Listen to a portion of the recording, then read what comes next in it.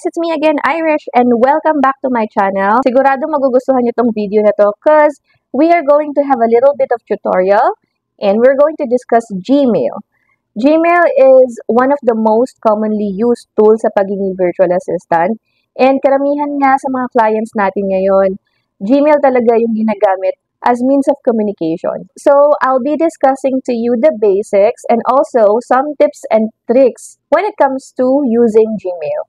So guys, watch this video till the end para marami kayong matutunan at magamit nyo to sa pagiging virtual assistant or kahit hindi virtual assistant, pwede nyo to gamitin. And if you're new to my channel, don't forget to hit the like and subscribe button para updated kayo sa ating mga bagong video. Well, una sa lahat, when you are creating your email, you have to make sure that it looks professional.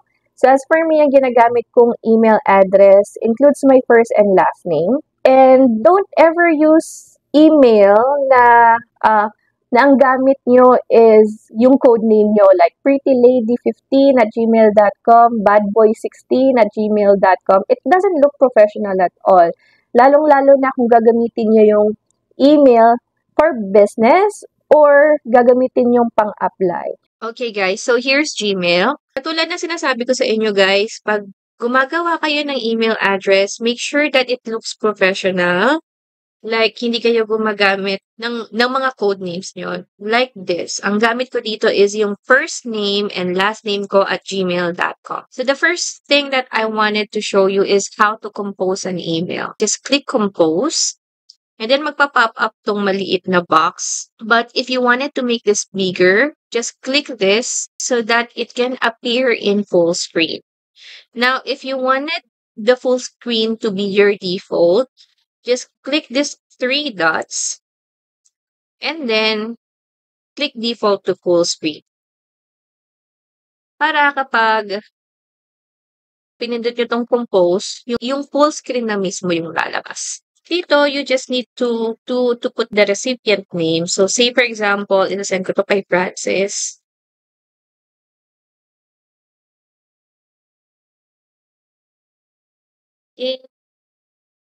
And then subject, here's my... Okay.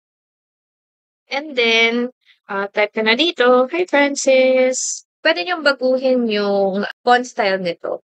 So, this is the default kasi. Pero pwede niyong baguhin yung font style. Like, say for example, gusto niyo mag-Comic Sans. So, just click this one and then click what type of font do you want. Ito yung mga available. For example, I want Comic Sans. Yan. Okay. Then, pwede mo din palitan yung size if you wanted to make it large. Kung malabo yung mata mo, gusto maging huge, pwede mo siyang palitan. Hope you are doing well. Pwede mo ding i-bold. Just highlight it and then you can make it bold. We can also make it in italic. Or you could also put underline. You can even change the color. So, like let's say for example, you want to change this into color pink. Yeah. And then there's also the alignment. You can make it align left, align center, or align right. You can put numbers if you want, bullets if you want, and then indent, and then you could also use this. This is the default font style, right? Now, if you wanted to change the default font style, what you have to do is go to settings. So see all settings, and then you will see here the default text style.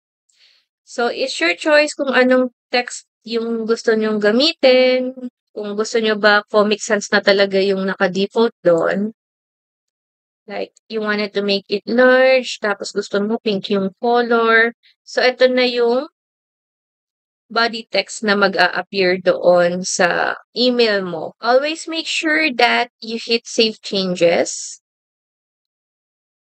para maging successful na mag-change yung choice nating palitan yung text style.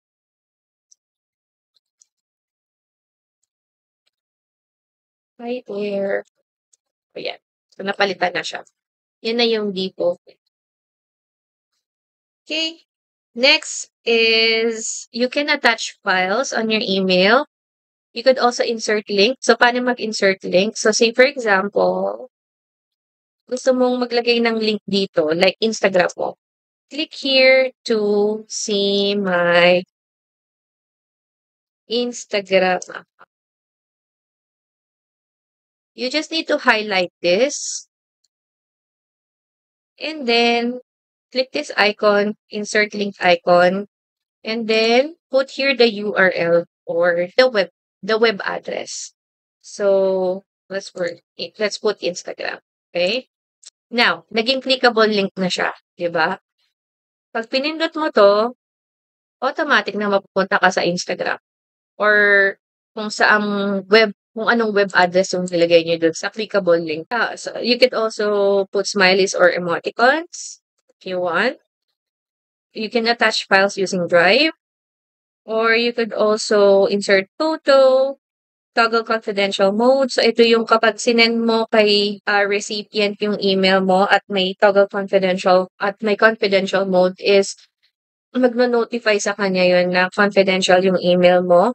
And then also insert signature. So we don't have any signatures na created pa. But if you wanted to create one, you can go here sa manage signature and then automatic ka mapupunta dito sa settings. So dito lang din yan sa settings, guys. Say for example, nandito ka. Punta ka sa settings, see all settings, and then punta ka sa signature. Okay. So create one. So this will be my default signatures. Then hit create. So by the way guys, pag gumagawa kayo ng email signature, pwede nyo gawin sa Canva. If you gusto nyo may design or gusto nyo may headshot or yung photo nyo kasama. And then just copy it sa Canva or kung gagawa kayo sa document and then paste it here. Ito, sample lang natin to. So, halimbawa ito.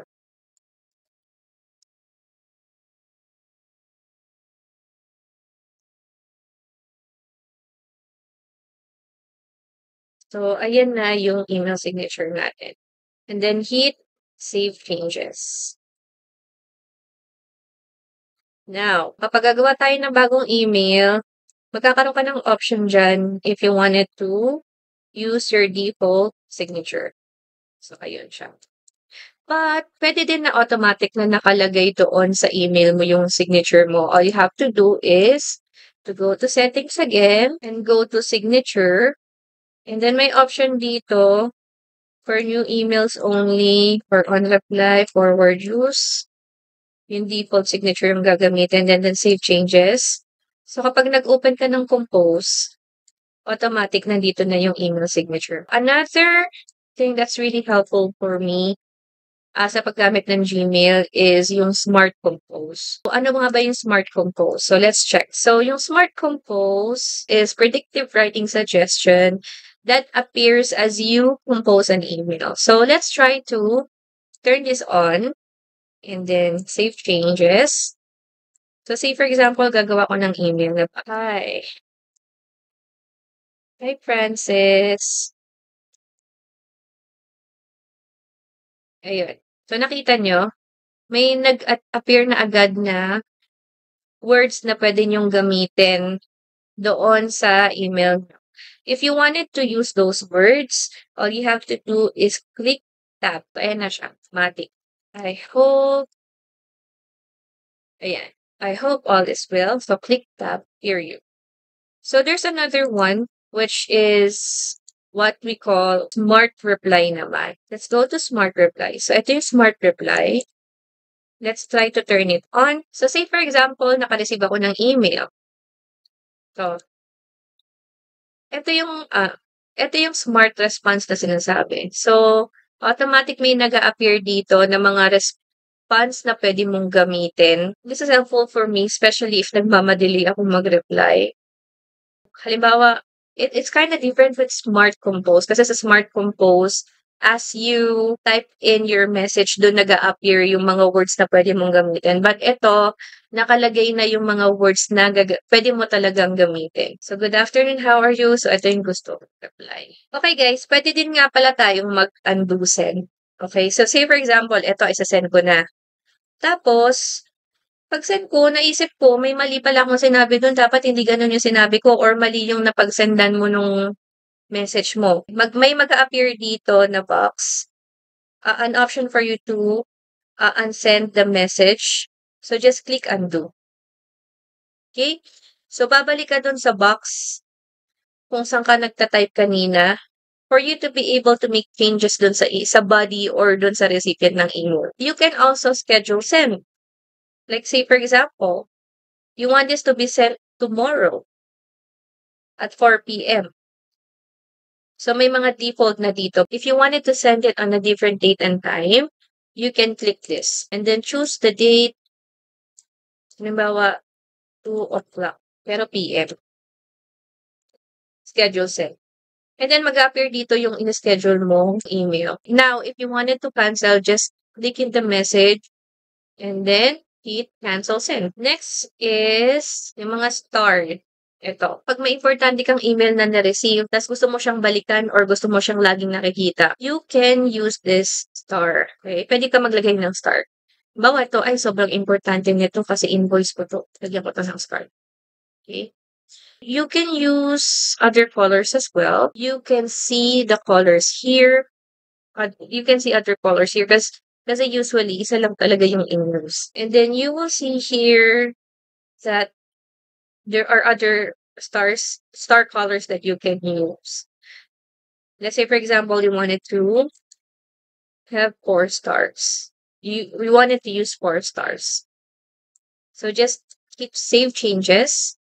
Paano mo makukuha yung ibang kulay?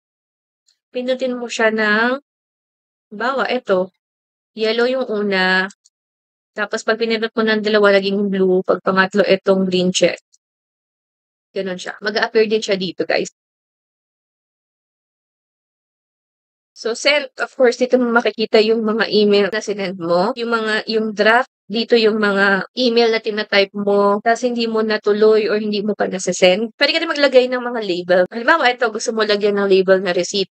All you have to do is to right-click and then label as. So, wala pa dito yung gusto mong label. Mag-create ka ng new for receipt.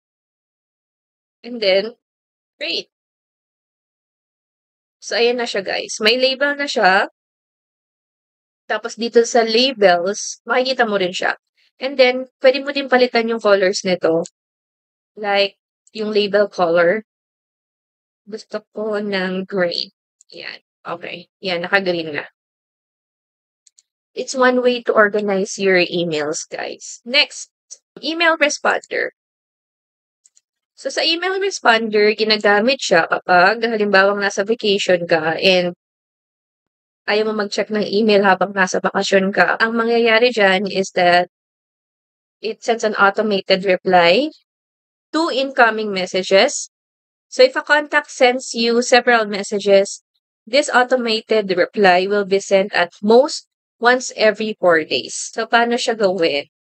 So, just click the vacation responder on and then lagay nyo yung date, yung first date. So, yung first date, sabihin na natin, today wala ako today. Kailan ako babalik? Sa 30th of November. And then, put a title here or subject. So, out of office.